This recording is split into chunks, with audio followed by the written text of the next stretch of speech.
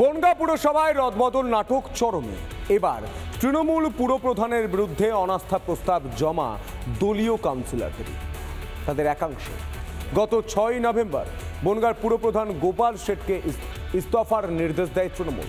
না মানায় 8 নভেম্বর গোপাল শেঠকে 7 দিনের সময়সীমা বেঁধে দেয় দল। কিন্তু 14 তারিখ শারীরিক অসুস্থতা দেখিয়ে 21 নম্বর ওয়ার্ডের কাউন্সিলর সুরজিৎ দাসকে অস্থায়ীভাবে দায়িত্বভার দেন গোপাল শেঠ।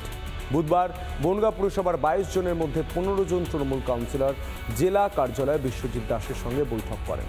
6 কাউন্সিলর অনাস্থা প্রস্তাবে সই করেননি। পরবর্তীতে গোপাল শেঠের বিরুদ্ধে অনাস্থা প্রস্তাব জমা দেয় 9 তৃণমূল কাউন্সিলর।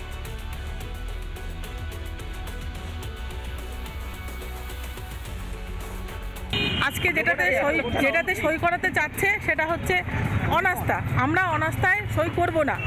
আমাদের চেয়ারম্যান এখনো, বর্তমান চেয়ারম্যান এখনো রয়েছে। চেয়ারম্যানকে যতক্ষণ না উপর নেতৃত্ব সরাচ্ছে, অভিষেক ব্যানার্জির অফিস থেকে লিখিত আসুক বা মমতা ব্যানার্জির ওখান থেকে লিখিত আসুক, তারপরেই আমরা মানব যে আমাদের চেয়ারম্যানকে সরে যেতে বলা হয়েছে। তার আগে আমরা কোনো সিদ্ধান্ত নিতে পারছি না। আপনারা অনাস্থার বিপক্ষে কতজন আছে? 11 জন আছি আমরা। আপনারা সাইন করেন? না, আমরা সাইন করিনি। নো কনফিডেন্স এনেছেন যাতে দ্রুততার সহিত নতুন চেয়ারম্যান গঠন হয় এবং দায়িত্বভার নিতে পারেন। তার জন্যই কাউন্সিলররা আজকে দলীয় নির্দেশ মেনে তারা নো কনফিডেন্স এনেছে। একটা প্রতিবাদ করেছেন কয়েকজন কাউন্সিলর যে সে বারবার দলীয় সিদ্ধান্তকে সেই সিদ্ধান্ত অনুযায়ী সে কাজ করেনি, অতএব তাকে সাসপেন্ড করা হচ্ছে না কেন, সে কথাটা আমরা দলকে জানিয়ে দিয়েছি। দল পরবর্তীতে নিশ্চয়ই সিদ্ধান্ত নেবে। আজকে যে বনগাঁ পৌরসভা তারা যে অনাস্থা এনেছে তাদের নিজস্ব ব্যাপার। আমি আগেও বলেছি, এখনও বলছি, এটা হলো সম্পূর্ণ তৃণমূলের গোষ্ঠীদ্বন্দ্ব, সম্পূর্ণ গোষ্ঠীদ্বন্দ্ব। কিন্তু আমাদের বক্তব্য যেই গোষ্ঠীদ্বন্দ্ব, তাদের লড়াই তারা যা পারে করুক, তাদের বিষয়।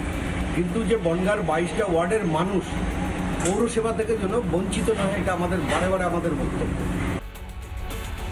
নানা ধরনের কন্টেন্ট দেখার জন্য লাইক করুন, শেয়ার করুন আমাদের ফেসবুক পেজ, সাবস্ক্রাইব করুন আমাদের ইউটিউব চ্যানেল। পাশাপাশি অন্যান্য ব্রেকিং নিউজের জন্য অবশ্যই চোখ রাখুন রিপাবলিক বাংলায়।